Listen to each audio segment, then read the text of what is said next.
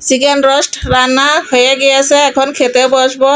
সাথে যে পোলাও, ডিম, চিংড়ি মাছের বড়া, শসা, কয়েকটা চিকেনের পিস নিয়ে নিয়েছি রোস্ট রান্না করার জন্য।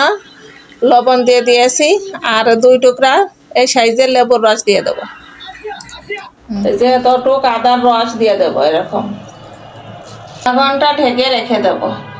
জয়ত্রী, জয়ফল, কিশমিশ, কাজু বেটে নেব।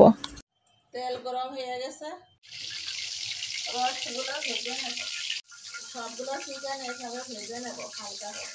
রাঁধুনি রোস্ট মশলা, টক দই,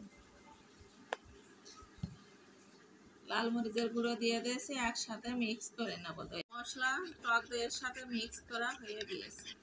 রোস্ট ভাজা তেলে পেঁয়াজ দিয়ে দিয়েছি, রসুন বাটা, একটু আদা বাটা, ধনিয়া গুঁড়ো, ঘি দিয়ে দেবো, মশলা দিয়ে দেবো, কাজু কিশমিশ বাটা। আমি এখানে গুঁড়া দুধ হালকা গরম জলে গুলিয়ে রেখেছিলাম, এখন দিয়ে দেবো। চিনি, স্বাদ মতন লবণ, ঢেকে দেবো। অল্প একটু গরম মশলার গুঁড়ো দিয়ে দিলাম, বেরেস্তা দিয়ে দেবো, একটু ভাজা জিরে গুঁড়ো। রোস্ট রান্না হয়ে গিয়েছে, নামিয়ে নেব।